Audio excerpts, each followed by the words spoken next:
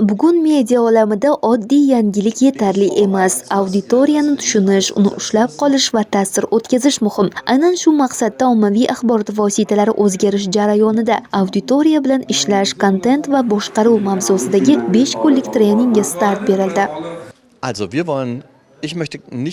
Men buni faqat trening deb ko'rmayman. Men uchun bu avvalo tajriba almashish. Ya'ni men nafaqat o'rgatmoqchiman, balki o'zim ham sizlardan o'rganmoqchiman. Menimcha, O'zbek va Yevropa yondashuvlarini solishtirish juda ham muhim. Chunki har ikkalasi ham juda qiziqarli va o'ziga xos. Eng katta muammolardan biri yosh auditoriyalarni jalb qilish, ularning e'tiborini qanday ushlab turish mumkin. Bu ustida jiddiy ishlash kerak.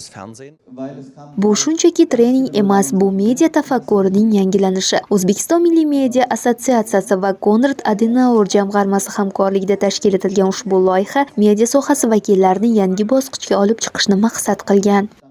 Hozirgi davrda media shiddat bilan o'zgarib bormoqda. Aynan Media Akademiya ham shu muammoga menimcha o'zini yechimini beradi deb o'ylayman. Sababi Rene Falkner, ya'ni Germaniyadan kelgan trener biz uchun hozirgi zamonga, ya'ni qisqa formatda, ijtimoiy tarmoqlarga mos bo'lgan formatda reportajlarni tayyorlash hamda yosh auditoriyani jalb qilish usullarini, sun'iy intellektdan kerakli o'rinda foydalanish va zamon talabiga javob beradigan reportaj tayyorlash usullari bilan bo'lishdi.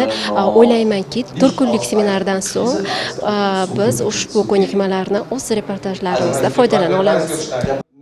Trening ochilishida assotsiatsiya bosh direktori Rahmatjon Umarov hamda Markaziy Osiyo bo'yicha mintaqaviy dastur rahbari Andrey Algermisin so'zga chiqib, zamonaviy media bugungi kunda qanday bo'lishi kerakligi haqida muhim fikrlarni bildirdi. Dastur davomida ishtirokchilar global media trendlarini tahlil qildi. Raqamli yechimlarni o'rganish, tajriba almashish va eng muhimi, auditoriya bilan gaplasha oladigan kontent yaratishni o'zlashtirishmoqda. Kelajak media bu texnologiya emas, bu yondashuv va bu yondashuv aynan shu yerda shakllanmoqda. Hech kimga sir emaski, ijtimoiy tarmoqlar ancha rivojlangani singari bu yangi gap emas. Televideniya va boshqa ommaviy axborot vositalari o'z obunachilarini, mushtariylarini va tomoshabinlarni yo'qotmoqda borgan sari va Rene janoblarini olib kelgan darslar shu bilan qiziqki, aynan sun'iy intellekt davrida qanday qilib tomoshabinlarni yana qaytarish mumkin, qanaqa yangi tendensiyalarni qo'llashimiz kerak va boshqa yangiliklarni ko'tarib kelganlar avvalgi mavzulardan keskin farq qiladi va ko'ryapsizki, hamma savollar bilan murojaat qilyapti. Nimasi bilan muhim? Chunki aynan jurnalistikamizda katta muammo bo'lib turibdi, sun'iy intellektdan foydalanish jurnalistikada. Huquqiy taraflari, estetika masalalari va mualliflik huquqlari masalalari bor. Va aynan bugungi o'tilayotgan seminarlarda shu masalalarga ham alohida to'xtalib o'tilayotgani va aynan Germaniya tajribasi misollar bilan tushuntirib borilayotgani o'ylaymanki, jurnalistlar uchun foydali ancha. 5 kun davomida global trendlar, raqamli yechimlar va auditoriya bilan samarali ishlash masalalari muhokama qilinadi.